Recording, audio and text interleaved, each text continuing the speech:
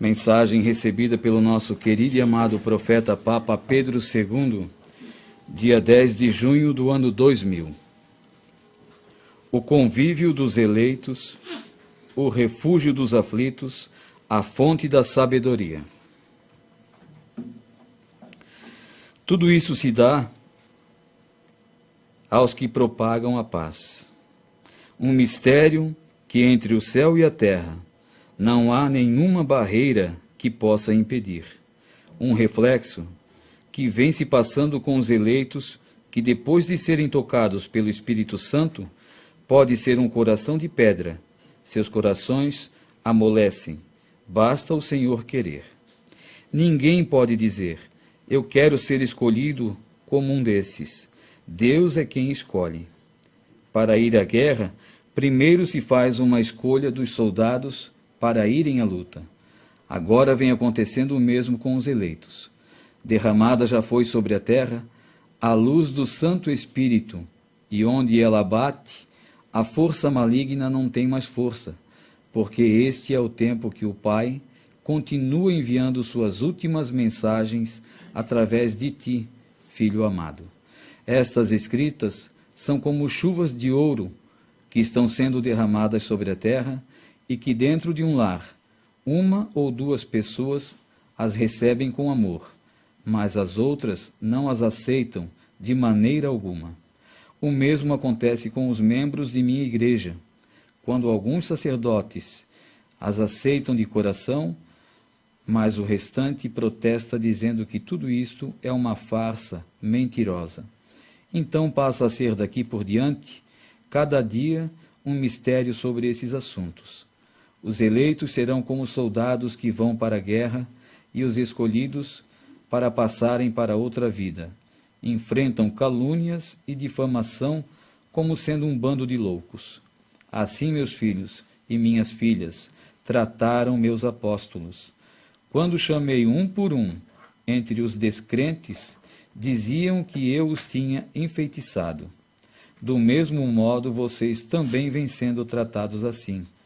Já não está escrito que o pescador, ao jogar a rede no mar, depois de puxá-la, escolhe o que é bom e o que não serve tira para fora? Conferir São Mateus, capítulo 13, versículo 47 e 50. Este está sendo o tempo e não se pode mais esperar. A injustiça contra mim já está dentro de minha igreja, que é de Pedro. Entre eles está existindo muita discórdia, e uns são a favor de João Paulo II, mas o restante quer vê-lo tão logo afastado, mesmo que seja preciso vê-lo morto. O que a humanidade precisa saber é destas horas negras que vêm surgindo dentro do Vaticano e que um poder diabólico quer tomar conta do centro mundial do cristianismo à força. Meus filhos e filhas eleitos, vocês já sabem, não deixem nada vir tirá-los desse caminho, mesmo sendo oferecida oferta enorme, não aceitem. Lembrem-se do que eu disse, a porta que leva até o céu é estreita, mas depois que passa, não há nada neste mundo que possa igualar-se. Jesus. O Evangelho de hoje, a homilia do Padre de hoje, não precisa falar mais nada, né? E essa mensagem. Um bate com o outro. O que o Padre falou nessa mensagem, o Evangelho de hoje fala dessa mensagem também, Jesus nos alertando. Não somos nós que queremos fazer esse trabalho, é Deus que escolhe. E quando Ele escolhe é como um soldado, né? Como se escolhe soldado para a guerra. Ele sabe a capacidade de cada um. Mas nesse meio sempre existem os desertores, os covardes, né? Que Jesus escolheu, mas não enfrentam. Quando a situação aperta, correm, não falam a verdade. Nós, dessa obra, a Palavra Viva de Deus, somos os guardiões, né? Dessa arca, desses livros, da Palavra Deus, da Sagrada Face, da memória do profeta. Então, todos nós que estamos nessa caminhada, somos esses soldados, para defender o que é de Deus. Ele diz aqui, ó, depois eles querem entrar, né, a força diabólica para acabar com o cristianismo, e nós temos que defender, mesmo dizendo que a gente é pequenino, mas esse pequeno rebanho é o que Jesus vai vir buscar. Então ele diz aqui também nessa mensagem, não deixe, né, se levar por ofertas que virão. Tem mensagem que fala, cuidem das propostas que virão. Aqui novamente está falando. Fala tão lindo, né, as mensagens da arca, dessa sagrada arca, né? Essa urna, daqui a pouco vai ser cantada a música, a urna sagrada. Como o padre falou, lá está o primeiro e o segundo livro, o pai e o filho, né? O livro do pai e do filho. Está tudo guardado. Por que Deus pediu para guardar? Porque lá fora vai ser modificado. Eles estão mudando já. Não é de agora. É de anos isso que vem acontecendo. Se o profeta evangelizou por 45 anos, né? Há quantos anos ele vinha falando nesse assunto? Essa mensagem é do ano 2000, mas tem mensagem em 96 que já tocava nesse assunto. Que eles iam mexer na igreja. Hoje, nós já estamos vendo, né? Quem pode dizer que vai voltar ao normal? Não voltará mais ao normal. Já mexeram na estrutura dela. Tentaram apagar o histórico da igreja. Quando botaram fogo lá em Notre Dame, né? Né? Notre Dame lá. Tentaram apagar o histórico, né, da igreja. Lá, quantas coisas antigas estão guardadas lá. Quantos segredos estavam guardados. E foi queimado, né? Então eles querem, isso é uma obra diabólica. Devagarzinho tenta botar na cabeça do ser humano que são acontecimentos naturais, mas não é. Por trás existe uma máfia muito grande. Olha, Jesus está falando aqui, ó. Eles queriam derrubar, né, João Paulo II. A minoria ouvia João Paulo II. E a gente diz assim, mas a lei era lá. A lei é o Papa. Mas cada estado tem a sua própria lei. Agora a gente está vendo através dessa doença, né? Que o governador e o prefeito têm a sua própria lei. Com a igreja também era assim. Os bispos e arcebispos e cardeais de cada localidade também tinham a sua autonomia. Então não obedeciam João Paulo II. Queriam até vê-lo morto. E foi o que aconteceu, né? Padre Romo falava que, tinha um vidente que falava que ele ia ser degolado, né? Guilhotinado, né?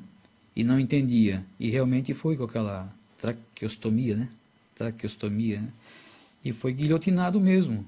Então tudo é uma manobra deles. Aqui a gente tem essa certeza que nada aconteceu porque Jesus vinha alertando. Em que ninguém vai botar a mão, meu filho.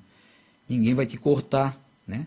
Não chegou a ser operado para nada. Então aconteceu como Deus determinou. E muitos dizem, mas por que levou ele? Porque chegou o momento dele. Ele fez o papel dele. Agora nós temos que fazer o nosso, como guardiões dessa obra. Tudo que pertence, né, que se refere a essa obra, nós somos os guardiões. Nós todos, vocês também, têm que defender essa obra. Tem que defender essa palavra viva de Deus. Como eu venho falando há tanto tempo, né, e o Pai falou tanto sobre isso. Quando vocês receberem alguém em sua casa, ou quando pensarem, né, na conversa, puxar por assunto contrário a essas mensagens, afaste-se. Não tenha conversa com essas pessoas. Não é fazer objeção de pessoa, não. Não é fazer escolher, né, rejeitar, não é radicalismo, não é nada. É simplesmente não aceitar o inimigo se infiltrar dentro do teu coração. Porque ele é assim, ele é astuto, ele vai devagarzinho e às vezes ele consegue tirar você. E já tirou muitos dessa obra dessa forma. As pessoas dizendo, não, mas eu vou levar para ele, eu vou conversar com ele, com ela, eu vou aceitar, porque devagarzinho eu vou mudar a cabeça dele. E ele muda a tua cabeça. E você sai. Né? Tem famílias aqui que a gente conhece que dizia, né? Porque o rapaz era novo e foi dar conselho, então não queria ouvir conselho de uma pessoa nova. Mas Deus fala pela boca das pessoas, né, que estão agindo corretamente. Então ele disse, não, na minha casa eu permito entrar quem eu quero, e se está falando coisa ruim, mas eu pego só as coisas boas. E parece que pegou só as coisas ruins, porque se afastou, né? A família toda, não ficou um. E a gente vê que é um erro, por quê? Porque voltou a se lamear, voltou a usar calça, voltaram para a praia, andar de biquíni e tirar foto e mostrar para as pessoas. Então o que aconteceu? Deu ouvido para o inimigo. E o inimigo afastou daqui. E assim somos todos nós. Quando vocês perceberem que a conversa está descambando para o lado errado, afaste-se. Seja sincero. Eu não permito que fale de Deus dessa forma. Eu não permito que fale de um enviado de Deus dessa forma. Mas quem disse para você que ele é enviado? Eu estou falando. Fale a verdade. Se você acredita, mostre que acredita. Defenda. É isso que Jesus está esperando desses soldados que ele chamou. Para enfrentar a batalha e não se acovardar e correr no primeiro problema que enfrentar. A primeira arma que te apontar, você abaixa a cabeça e corre. Não é assim. Mesmo sendo pessoas grandes, né, dentro da igreja, que vá chamar a sua atenção, se for certo, aceite. Mas se for, você vê que está errado, porque nós também já fomos educados. Ninguém é mais inocente nessas histórias. A gente está vendo o que está acontecendo, a destruição da casa de Deus. Então, quando a gente se acovarda e concorda, Jesus depois vai cobrar também, né? Por omissão, porque não enfrentou. É um soldado covarde. Então, Jesus quer um soldado, mas ele diz aqui, né? Eu sei quem eu escolho. Então, mesmo esses que se afastaram, a gente tem que pensar dessa forma, não sei. Eu penso dessa forma, né? Porque não tinham sido escolhidos. Entraram na obra, tentaram, né, lutar, mas estavam enganando a si próprio. Não eram verdadeiros. Estavam aqui por especulações, vamos dizer assim. Eu vou ver até onde vai. Nós também tivemos um exemplo grande na virada do milênio, né? No ano 2000, muita gente estava nessa obra. Era uma quantidade enorme de gente. E quando passou o ano 2000, muitos se afastaram. Foram embora. Depois, quando o profeta foi chamado por Deus, então, né, para partir daqui da terra, muita gente se afastou. E eram pessoas que estavam aqui, de joelho, beijando as mãos dele, abraçando nós e dizendo que nós somos todos irmãos. Família santa, vocês são meus irmãos. E hoje nós somos o que para eles? Que lutam contra, que falam mal. Então eram mentirosos. Não eram verdadeiros. Se nós estamos lutando para viver na eternidade, como que 1 ano, 2 anos, 10 anos, 20 anos, vocês mudam de cabeça assim tão rápido? Mudam de opinião tão rápido? Não vai para a eternidade. Deus quer as pessoas sinceras, obedientes, para viver para a eternidade. Do contrário, ele sabe o que faz, né? É isso que o padre também falou na homilia. Ele sabe o que faz. Nós temos que confiar nisso. Não ir atrás da mídia ou de conversas contrárias, de pessoas que dizem que Jesus está chamando, está falando. Agora, pensem vocês. Agora, em 3 anos que o profeta partiu, já apareceu aqui para nós 3 videntes novamente. Um falou de um tipo, um falou de outro tipo e de outro tipo. Se nós tivéssemos concordado, a quem nós estaríamos seguindo? Nós estávamos traindo a obra, né? O profeta, porque foi ele o chamado. Tem pessoas que dizem que é ele que já está mandando mensagem. Então nós temos que ter discernimento, gente. Quando Jesus falou encerrou, encerrou. Nós temos que acreditar nisso. Senão sempre vai surgir coisas novas e o inimigo se aproveita disso. Essas pessoas se afastaram também. Então quem são os orgulhosos nessa história? Somos nós ou somos eles? Ou são eles? Nós, por manter a fé, manter o pé firme no chão. Quando o profeta chamou e disse para a família, né, abençoou, ninguém sabia que ele ia partir, mas ele reuniu os filhos todos e deu mais uma bênção. Que bênção foi aquela? Hoje a gente entende. Uma bênção para deixar nós cada vez mais fortes, né? Mesmo com a partida dele, todos nós estávamos firmes. As pessoas na hora não entenderam, nem nós também não estava entendendo. Mas bem pouco a gente, vamos dizer assim, ficou se lamentando pela partida dele. Nós agradecemos a Deus porque levou ele. E hoje a gente agradece mais ainda, né? E ele está sendo poupado de ver essas falsidades que estão no nosso meio. Então a gente precisa ser firmes. Vocês também que estão nessa caminhada. Mesmo vocês que vivem em outro país, que talvez nunca mais vão poder vir aqui, sejam firmes aí, porque Deus vê tudo. E quando for a vinda dele, ele vai buscar cada soldado, cada filho que foi fiel para ele. Pensem todos nisso, tenham todos um bom dia. Vamos ficar agora com a bênção do profeta. Em nome da Santíssima Trindade, vocês aqui, os que estão lá fora, com a permissão de Deus, eu vos abençoe a todos, em nome do Pai, do Filho e do Espírito Santo. Amém. Vamos em paz, vamos com Jesus, Maria e José. Bom dia.